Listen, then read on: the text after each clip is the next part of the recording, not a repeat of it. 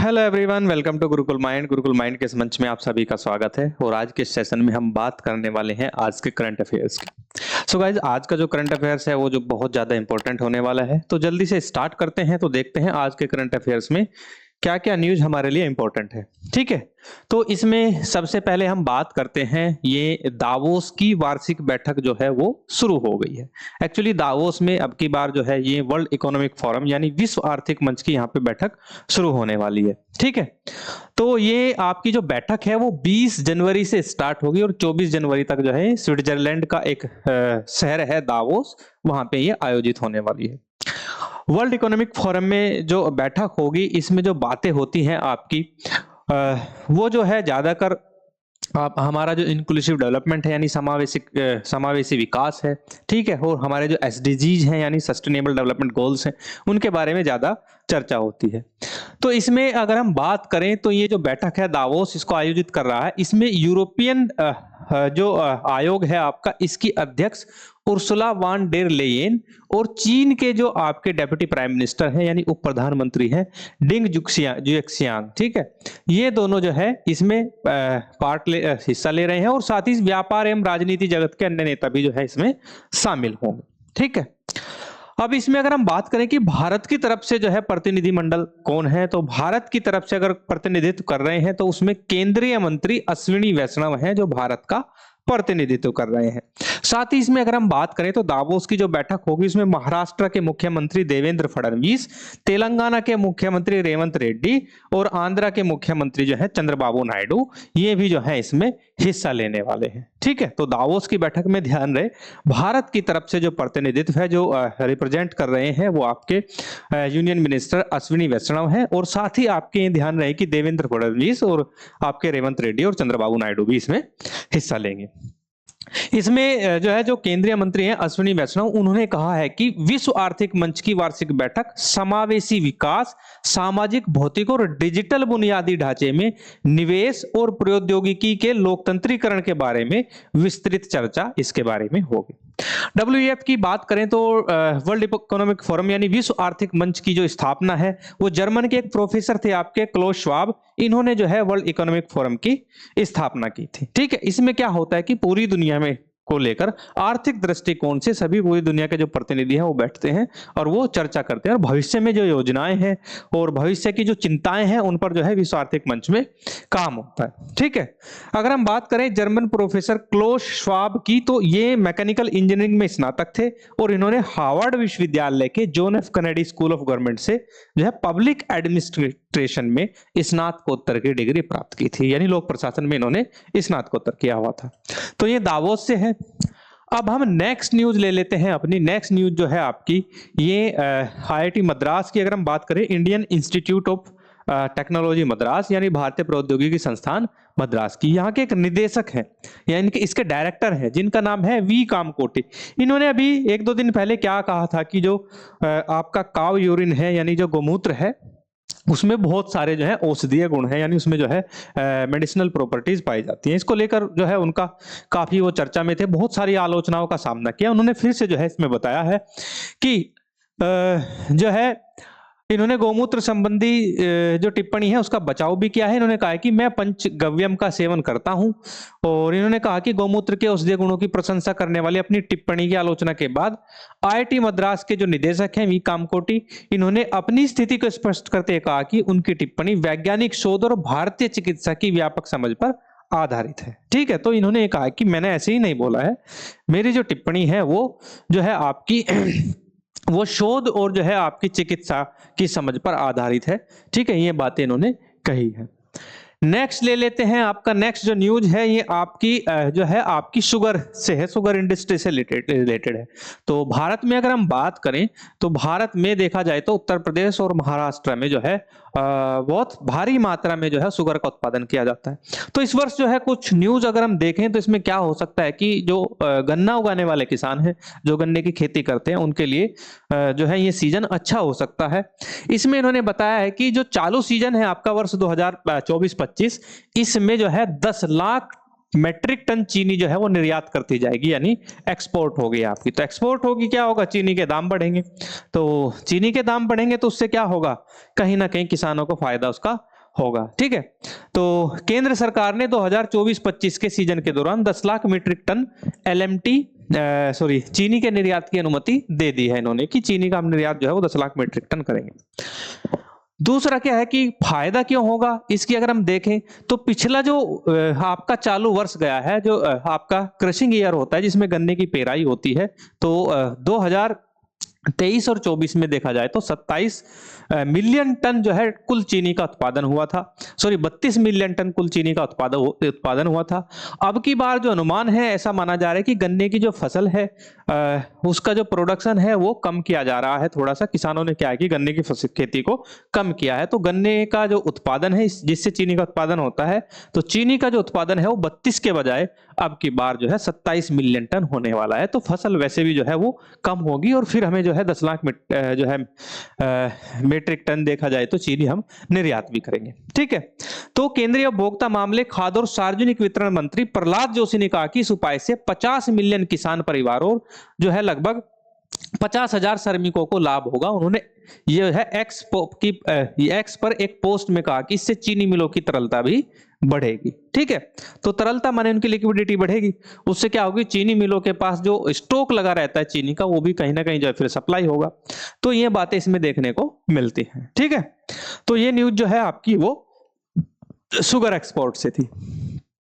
अब हम इसरो की बात करते हैं, तो इसरो ने, मैंने न्यूज में बताया था कि इसरो ने जो है अपना डॉकिंग मिशन भेजा है और भारत ऐसा करने वाला चौथा देश बन गया है। ठीक है, लेकिन आज न्यूज आई है, इसरो ने जो है कहा है कि डॉकिंग प्रक्रिया की पूर्ण सटीकता के साथ इसको फिर से दोहराया जाएगा। ठीक है, तो भारतीय अंतरिक्ष अनुसंधान संगठन इसरो ने सोमवार को बताया कि 16 जनवरी को अंतरिक्ष डॉकिंग प्रयोग को सफलतापूर्वक पूरा करने के बाद अब वह अंतरिक्ष में सटीकता को पूर्ण करने के लिए दूसरे डॉकिंग प्रयास की तैयारी कर रहा है। तो ये फिर से जो है डॉकिंग जो प्रयास है वो फिर से किया जाएगा। अगर मैंने बताया था कि भारत जो है दुनिया का चौथा देश बन गया है। ठीक है, जब इसने 16 जनवरी को सुबह जो है अपना डॉकिंग मिशन जो है लॉन्च किया था। इसमें देखा जाए तो इसने 220 किलोग्राम के उपग्रहों SDX-01 जिसको हम चेजर कहते हैं और SDX-02 टारगेट को कक्षा में एक दूसरे से 3 मीटर की दूरी पर लाया। उनमें विस्तारित छल्ले एक दूसरे से जुड़े, पीछे हटे और अंतरिक्ष में लॉक हो गए। ठीक है, तो ये क्या है कि इसरो का जो डॉकिंग मिशन है वो फिर से दोहराया जाएगा ताकि इसकी सटीकता और इसको जो है पूर्ण सटीकता के साथ इस प्रक्रिया को फिर से दोहराया जाए। तो ये न्यूज आपकी स्वाडेक्स से रिलेटेड है। अब नेक्स्ट जो न्यूज है आपकी, ये जो है सुप्रीम कोर्ट ने जो है इसमें जो है एक आदेश दिया है हमारे जो सॉलिसिटर जनरल हैं उनको। एक्चुअली है क्या कि ये जो आप देख रहे हैं, ठीक है, इनका जो नाम है वो बलवंत सिंह रजवाना है। तो इन्होंने क्या किया था कि पूर्व मुख्यमंत्री बेअंत सिंह जो पंजाब के पूर्व जो है चीफ मिनिस्टर थे उनकी हत्या कर दी थी। हत्या का इन पर जो है संगीन आरोप है। ठीक है, तो इसमें सुप्रीम कोर्ट ने कहा है कि रजवाना जो है आपके, जो बलवंत सिंह रजवाना है, इन्होंने दया याचिका जो है डाली हुई है। ऑलरेडी जो है इनको जो है सजा तो हो ही गई है, लेकिन दया याचिका पर निर्णय कौन लेता है? राष्ट्रपति लेता है। राष्ट्रपति निर्णय कब लेगा? जब सरकार जो है दया याचिका पर जो है दया याचिका को कंसीडर करेगी, लेकिन उसको कंसीडर नहीं किया जा रहा है। ठीक है, दया याचिका इन्होंने डाली हुई है, नहीं दया याचिका रिजेक्ट की जा रही है, नहीं दया याचिका जो है वो इनकी एक्सेप्ट की जा रही है। तो इसमें सुप्रीम कोर्ट ने कहा है कि इसमें न्यायमूर्ति BR गवई की अध्यक्षता वाली पीठ ने केंद्र की ओर से पेशकश सॉलिसिटर जनरल तुषार मेहता जो हैं उनसे कहा है कि हम आपको अंतिम अवसर के तौर पर एक और अवसर दे रहे हैं, आप इस पर जो है जल्दी हमें जो है कोई भी एफिडेविट जो है गवर्नमेंट की तरफ से दीजिए, अदरवाइज हम क्या करेंगे, हम जो है गुण दोष के आधार पर अपनी सुनवाई को आगे बढ़ाएंगे। ठीक है, तो ये बातें इन्होंने इसमें कही हैं।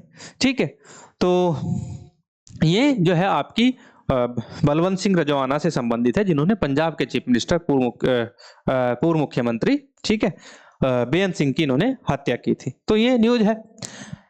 नेक्स्ट जो न्यूज है आपकी ये उत्तराखंड सरकार से है। तो मैंने बताया था कि उत्तराखंड सरकार में यूनिफॉर्म सिविल कोड को लेकर जो है एक मॉक ड्रिल चल रही है, वहां पे मॉक ड्रिल, और जो है अधिकारियों को जो है लगातार जो है उसके बारे में समझाया जा रहा है। तो उससे संबंधित जो है ये न्यूज है uniform civil code. Uniform civil code के बारे में मैंने बताया था कि जो है पूरे देश में जो सिविल कानून है, जो आपके दीवानी कानून है, वो एक समान होंगे, वो किसी भी धर्म, जाति या जो है क्षेत्र से संबंधित नहीं होंगे। ऐसा एक ड्राफ्ट जो है यूसीसी को लेकर जो है उत्तराखंड गवर्नमेंट ने बनाया है। ठीक है, तो वो जो ड्राफ्ट है उसके बारे में जो है ये समझाया जा रहा है।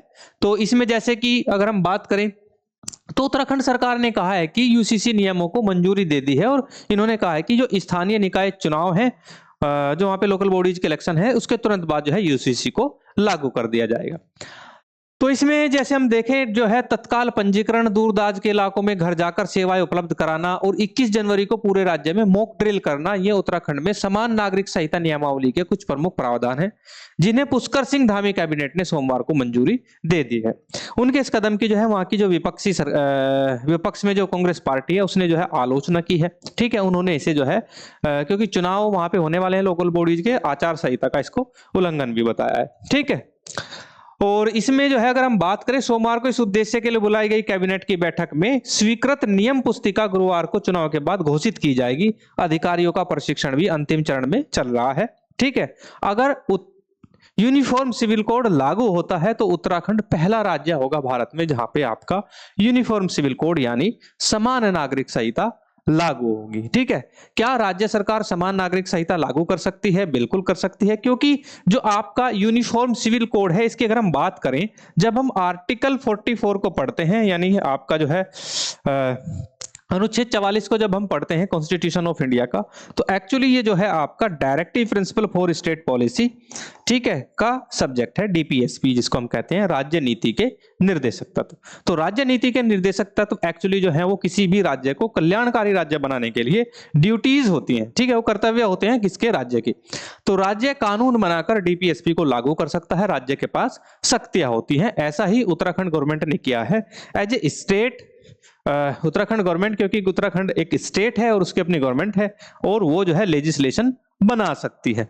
तो इसलिए उत्तराखंड सरकार ने क्या किया है कि यूनिफॉर्म सिविल कोड का एक पूरा ड्राफ्ट तैयार किया है। अब उसको जो है कानून का अमली जामा पहनाने में सरकार लगी हुई है। तो मेरा मानना, मेरा कहना है कि जो है राज्य नीति के निर्देशक तत्वों का कोई भी जो आपका प्रावधान है उसको राज्य सरकार कानून बनाकर उसको लागू कर सकती है और उसमें कोर्ट कोई भी हस्तक्षेप नहीं कर सकता। तो ये चीजें इसमें है। ठीक है, चलिए, तो ये यूसीसी से संबंधित हुआ।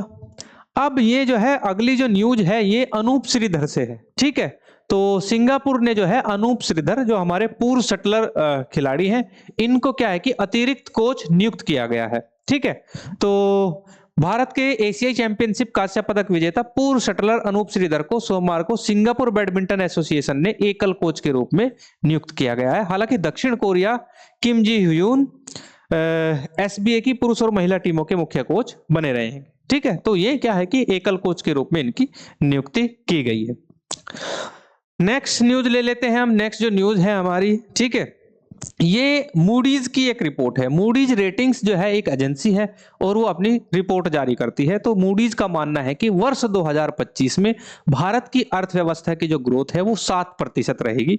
ये इन्होंने अपना जो है अनुमान बताया है, यानी 2025 में जो है इंडियन इकोनॉमी 7% की जो है ग्रोथ से आगे बढ़ेगी। ठीक है, तो इन्होंने कहा है कि साथ ही इन्होंने बताया है कि 7% के साथ अर्थव्यवस्था तो आगे बढ़ेगी ही, उसी के साथ जो है मजबूत आर्थिक विस्तार से बीमा प्रीमियम में भी वृद्धि होगी। ठीक है, मूडीज को उम्मीद है कि भारतीय बीमा कंपनियों को सतत प्रीमियम वृद्धि से लाभ मिलेगा, जिसे भारत के मजबूत आर्थिक विस्तार और स्वास्थ्य बीमा की बढ़ती मांग से मदद मिलेगी। ठीक है, सरकार द्वारा प्रमुख सरकारी स्वामित्व वाले बीमा क्षेत्र में सुधार किए जाने के कारण कीमत में होने वाली अनुमानित वृद्धि से प्रेरित उच्च प्रीमियम आय उद्योग की वर्तमान कमजोर लाभप्रदता में भी लाभप्रदता जो है वो सुधार लाएगी। तो ये जो है मूडीज का मानना है। जो आपका फाइनेंशियल ईयर 2025 है यानी वित्त वर्ष 2025 है, इसमें जो है आपकी अर्थव्यवस्था 7% के ग्रोथ से आगे बढ़ने वाली है। ठीक है, चलिए नेक्स्ट ले लेते हैं न्यूज। तो ये आपकी जो है कृषि मंत्रालय से संबंधित है। एक्चुअली जो है यहाँ पे जो आपका कृषि मंत्रालय है, कृषि मंत्रालय क्या कर रहा है कि वो खाद्य एवं तेल उद्योग का एक सर्वेक्षण करा रहा है। क्यों करा रहा है? क्योंकि इनका जो मानना है, जो आपका कृषि मंत्रालय है, तो इन्होंने कहा है कि हम एक जो है खपत का जो पैटर्न है उसको हम चेक करेंगे। ठीक है, यानी हम देखेंगे कि खाद्य तेलों की खपत पैटर्न और पसंद क्या है, उसी के हिसाब से हम नीतियां बनाएंगे। इसको आप ऐसे समझ सकते हैं। तो माने कि जैसे कि हम पसंद भी देखते हैं, अब जैसे कि आपके ऑयल है, तेल है, ठीक है, अब तेल आपका सरसों का भी होता है, ठीक है, और तेल में जो है आपका रिफाइंड ऑयल भी होता है। तो ये जो है इसकी अगर हम बात करें दोनों की, जो रिफाइंड है सरसों का तेल, अब देखेंगे कि माने कि 10 लोगों को जो है सरसों का तेल पसंद है और 5 लोगों को रिफाइंड ऑयल पसंद है, लेकिन जो है उत्पादन या प्रोडक्शन या जो है आयात रिफाइंड ऑयल का ज्यादा कर ले, सरसों का कम कर ले, तो एक इम्बैलेंस रहता है। तो कृषि मंत्रालय ने कहा कि हम एक ऐसा सर्वेक्षण करेंगे जिससे कि जो है हम खपत के पैटर्न और पसंद दोनों पर हम काम कर सके। ठीक है, तो केंद्रीय कृषि मंत्रालय ने भारत में खाद्य तेल की खपत के पैटर्न का आकलन करने के लिए अपना पहला सर्वेक्षण शुरू किया, जिसका उद्देश्य खाद्य तेलों तिलहनों पर नए मिशन को प्रभावी ढंग से लागू करना है। तो फिर इसको जो है प्रभावी ढंग से हम जो है लागू कर पाएंगे। ठीक है, तो ये चीजें हैं। अब हम नेक्स्ट न्यूज ले लेते हैं। नेक्स्ट जो न्यूज है आपका वो आपकी जो आपकी शेड्यूल क्लास और शेड्यूल ट्राइब्स होती हैं उससे संबंधित है। ठीक है, तो यहाँ पे देखें एक अध्ययन किया गया है, भारतीय मानव विज्ञान सर्वेक्षण और देश भर की जनजातीय शोध संस्थानों ने जो है वो अध्ययन किया है। इन्होंने पहली बार 268 विमुक्त अर्ध खानाबदोश और खानाबदोश जनजातियों को व्यापक रूप से वर्गीकृत किया है। ठीक है, और इन्होंने अपनी जो है एक सूची बनाई है। इन्होंने ये जो सर्वेक्षण है 26 राज्यों और केंद्र शासित प्रदेशों में अपना ये सर्वेक्षण किया है। इसमें अनुसूचित जातियों, जनजातियों और अन्य पिछड़ा वर्ग की सूचियों में 179 यानी 179 समुदायों को शामिल करने की सिफारिश की गई है। इनमें से कम 85 को इन सूचियों में नए सिरे से शामिल करने की सिफारिश की गई है। ठीक है, तो ये शोध संस्थानों ने जो है 179 जो आपकी कम्युनिटीज हैं जिनको इसमें शामिल करने के लिए बोला गया है। तो ये एक न्यूज है। ठीक है, चलिए अब हम नेक्स्ट न्यूज ले लेते हैं। नेक्स्ट न्यूज आपकी जम्मू कश्मीर से संबंधित है। जम्मू कश्मीर जो कि अभी यूनियन टेरिटरी है, यूनियन टेरिटरी होते हुए भी वहां पे जो है अभी जम्मू कश्मीर में जो है विधानसभा के चुनाव कराए गए। हालांकि जम्मू कश्मीर को अभी जो है वो स्टेटहुड का जो दर्जा है वो नहीं मिला हुआ है, यानी पूर्ण राज्य का जो दर्जा होता है वो नहीं मिला हुआ है। यहाँ पे जो है अभी फिर से जो है पंचायत के चुनाव कराए जाने वाले हैं, यानी स्थानीय जो चुनाव है उनका चुनावों का जो है ऐलान किया गया है। ठीक है, तो इसके लिए जम्मू कश्मीर पंचायत चुनाव के लिए अंतिम मतदाता सूची जो है वो प्रकाशित कर दी गई है। तो ये जो लोकल बॉडीज के जो चुनाव होते हैं किसी भी राज्य में हो, उन्हें जो है राज्य चुनाव आयोग कराता है। तो जम्मू कश्मीर का जो राज्य चुनाव आयोग है यानी स्टेट इलेक्शन कमीशन है, उसकी अगर हम बात करें तो उन्होंने जो है बताया है कि लगभग 70,670 लोग जो है मतदान के पात्र हैं। वहीं ये चुनाव इससे पहले वर्ष 2018 में किए गए थे, जो पिछले 2018 से पहले जो है 7 वर्ष के बाद कराए गए थे। तो 2018 की अगर हम बात करें तो इसमें 58,54,208 जो लोग हैं वो पात्र थे वोट डालने के लिए। अब की बार मतदाता सूची में इनकी संख्या बढ़ गई है जो 70,670 के करीब मानी जा रही है। तो पंचायत चुनाव जो है वो फिर से कराए जा रहे हैं। ठीक है, चलिए अब हम नेक्स्ट न्यूज ले लेते हैं। नेक्स्ट न्यूज जो है वो वक्फ बोर्ड से संबंधित है। ठीक है, तो वक्फ संशोधन जो विधेयक है आपका या बिल है 2024, ठीक है, उससे संबंधित ही आपका न्यूज है। तो वक्फ पर पैनल के अंतिम दौर की वार्ता शुरू की, बजट सत्र में पेश हो सकती है रिपोर्ट। तो वक्फ संशोधन विधेयक 2025 पर संसद की संयुक्त समिति विचार विमर्श के अंतिम दौर में पहुंच गई है और सदस्यों को कानून अपने संशोधन प्रस्तुत करने के लिए 48 घंटे का समय दिया गया है। ठीक है, तो हो सकता है कि अब की बार जो ये आपका संसद का सत्र चले उसमें जो आपका वक्फ संशोधन विधेयक 2024 है, ठीक है, इसको फिर से जो है ये मुद्दा जो है आपका सत्र में उठ सकता है। ठीक है, तो इसके लिए जो पैनल की जो आपकी समिति है उससे जो है रिपोर्ट मांगी गई है। ठीक है, नेक्स्ट चलते हैं। नेक्स्ट न्यूज है आपकी, ये केरल से रिलेटेड है। केरल की एक स्थानीय अदालत ने 24 वर्ष की एक महिला जिसका नाम SS ग्रीष्मा है, ठीक है, उसको डेथ पेनल्टी यानी मृत्युदंड की सजा सुनाई है। कहानी यह है कि 24 वर्ष की जो ये महिला है SS ग्रीष्मा, ठीक है, इसने जो है सैरन राज जो है इनको जो है आयुर्वेदिक मिश्रण से जहर देने का इन पर आरोप था। धीरे धीरे जो सैरन राज हैं उनके अंगों ने काम करना बंद कर दिया और फिर उनकी मृत्यु हो जाती है। उनके ऊपर ये आरोप था, आरोप जो है वो इनके ऊपर सिद्ध हो चुके हैं और अब इनको जो है अगर हम इसमें बात करें AM बशीर जो कि न्यायाधीश अतिरिक्त जिला सत्र न्यायालय न्यायिका राके हैं, इन्होंने 2 दिन पहले ग्रीष्मा को धारा 302 हत्या के तहत दोषी पाया और इनको सजा सुनाई मृत्युदंड की। ठीक है, तो ये एक न्यूज है। अब हम नेक्स्ट चलते हैं। नेक्स्ट यहाँ पे अगर हम बात करें तो ये सुप्रीम कोर्ट की जो है एक आदेश है। एक आपके जो है यासीन मलिक हैं जो जम्मू कश्मीर के रहने वाले हैं और JKLF के ही पहले कमांडर रह चुके हैं, मिलिटेंट भी रह चुके हैं। तो इनके ऊपर आरोप है कि इन्होंने वर्ष 1989 में 4 वायुसेना कर्मियों की हत्या के मुकदमे में जो है इनको तिहाड़ जेल में अभी बंद है। तो इस पर उच्चतम न्यायालय ने कहा है कि उपस्थित गवाहों से जिरह करने के लिए फुल प्रूफ वीडियो कॉन्फ्रेंसिंग तकनीक उपलब्ध कराई जाए और जो आपके लोअर कोर्ट हैं आपके उनको अधिकारियों को ये आदेश दिया है। न्यायमूर्ति AS ओका और न्यायमूर्ति उज्जवल भुइया की खंडपीठ ने कहा कि इस मामले की सुनवाई कर रहे जम्मू के न्यायाधीश ने 2 मौकों पर कहा था कि उनकी अदालत में वीडियो कॉन्फ्रेंसिंग सुविधा दोषपूर्ण है, लेकिन फिर भी इन्होंने कहा कि वीडियो कॉन्फ्रेंसिंग जो है वो कराई जानी चाहिए। ये सब न्यूज जो है आपकी यासीन मलिक से रिलेटेड है। अब यहाँ पे ये जो नेक्स्ट जो न्यूज है आपकी ये HMPV वायरस से है। तो HMPV वायरस जो काफी दिनों से चर्चा में है, तो HMPV वायरस का जो एक मामला है वो अभी गुजरात में आया है, ठीक है। तो यहाँ पे देखा जाए तो अहमदाबाद के एक निजी अस्पताल में भर्ती मेहसाणा जिले की 69 वर्षीय महिला में HMPV का पता लगा है, ठीक है। अहमदाबाद नगर निगम के स्वास्थ्य विभाग की एक विज्ञप्ति में बताया गया कि जो ये 69 वर्षीय महिला है इनमें HMPV वायरस का पता चला है, ठीक है। तो सरकार ने कहा कि कोई सक्रिय मामला नहीं है, ज्यादा घबराने की बात नहीं है, ठीक है। इन्होंने कहा है कि इसकी कोई जो है कोई भी बाहरी कोई हिस्ट्री इस महिला की नहीं मिलती है कि इसका कोई इतिहास ऐसा है कि इसने बाहरी देशों की कोई यात्रा की है, ठीक है। विज्ञप्ति में कहा गया कि 18 जनवरी को किए गए परीक्षण में महिला HMPV के लिए सकारात्मक पाई गई, उसका कोई यात्रा का भी इतिहास नहीं है। तो ये जो है आपका HMPV वायरस से संबंधित एक जो है मामला पाया गया। नेक्स्ट न्यूज जो है आपकी ये अमेरिका से है। 47वें राष्ट्रपति यानी president of United state of America बने हैं आपके डोनाल्ड ट्रंप, और डोनाल्ड ट्रंप ने जो है ऐतिहासिक भाषण दिया है, उसके बारे में हम यहाँ पे थोड़ा चर्चा करेंगे।